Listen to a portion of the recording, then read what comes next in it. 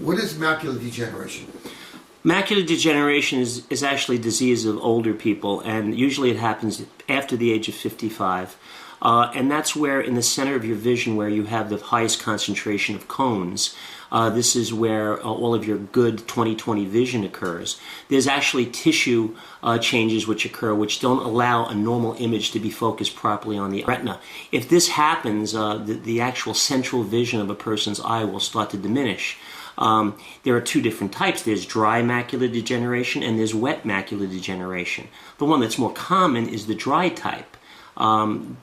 The wet type, though, there's actually bleeding because of abnormal blood vessel growth, and that particular type of macular degeneration could be pretty destructive in terms of your central vision. So dry is sort of like a natural progression with age in a lot of people? Well, not every person gets macular degeneration, but if you look at a person who's 90 years of age, you're probably going to see some changes in the retinal pigment epithelium in the patient's macula. This does occur with age. Not everybody really has true macular degeneration, though.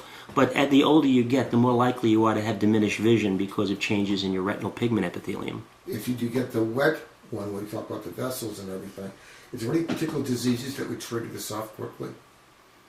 Well, as far as I can tell you in terms of that, it could be completely unassociated with any disease, but certainly any kind of blood vessel disease, small blood vessel disease such as diabetes, you have to be more concerned about leakage from these abnormal blood vessels.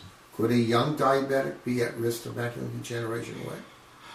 Well, it's not a normal occurrence in diabetics. Diabetics can bleed at any point in their retina. Obviously, if the bleeding occurs in the central retina, such as the macula, it's certainly more worrisome.